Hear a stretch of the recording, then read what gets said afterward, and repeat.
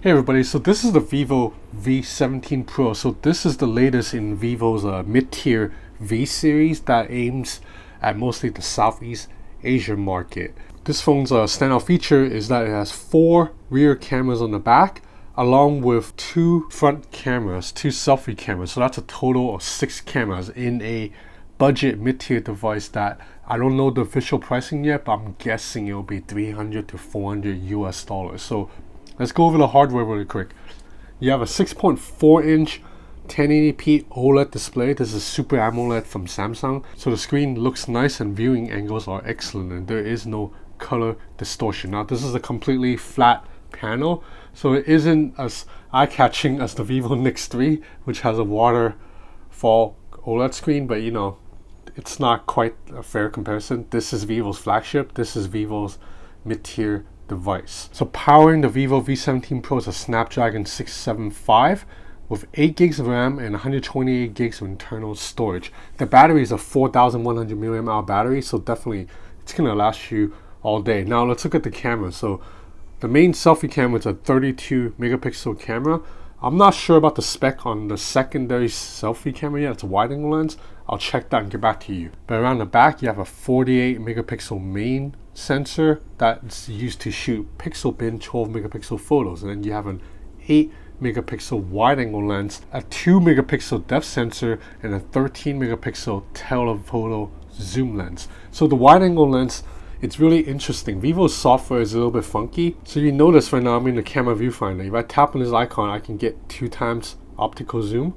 But you see, I cannot go into the wide angle from this button, and I can't drag on this to go to the wide angle too. And there also is no button here for me to access wide angle. Instead, you have to tap on this Jovi assistant button, and right here then you see ultra wide. So it's a little bit of a funky setup and it confused me for about an hour. I was like, how come I can't turn on the wide angle camera? And likewise for the selfie camera too. So if you want a wide angle selfie, you have to tap on this Jovi button, tap on ultra wide, and then you get a lot more into the frame. Now this 8 megapixel wide angle lens can also capture macro images. And as you can see right here, I have to turn on Jovi again to tap on the macro, and then once I turn it on, you see I can get very close to a subject.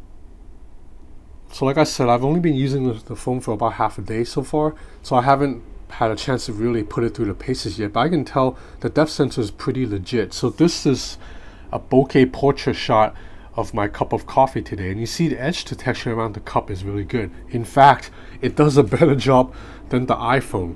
I mean, which is pretty crazy, right? Because the iPhone is getting so much hype for the cameras, but I was at the same coffee shop and I attempted a portrait bokeh shot of the same coffee, and you notice on the iPhone it can't even do edge detection correctly around the straw.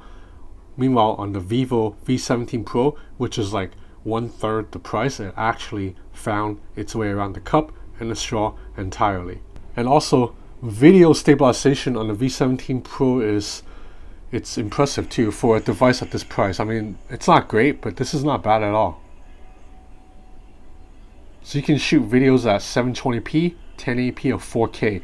Stabilization only takes place at 720p and 1080. If you shoot at 4K, there is no stabilization. It's completely EIS, not optical image stabilization. But this is pretty smooth. So because this phone is scheduled to release in India and also Southeast Asia, that means this is an international ROM. This is not a China ROM, and the international version of FunTouch is much better than the China version of FunTouch. So first of all, a lot of the bloatware that I complained about, they're not here. I mean, there's still a little bit of bloatware, but you can actually delete them on the international ROM, unlike on my Vivo X3, which is stuck here. And interestingly, even though both of these are FunTouch version 9.1, they have slight differences. So you check out the control center, you see they look different, and on top of that, the navigation system is a little bit different too. So on the international version of FunTouch, if I want to go back, I have to swipe from the bottom of the screen on the left side to go back. Whereas on the China version of FunTouch 9.1 for Vivo X3, if I want to go back, I swipe from the sides. So now looking at the overall construction of the phone, this is obviously a mid-tier device, but it's still pretty nice. So first of all, good news, this phone charges via USB-C, not micro USB like before.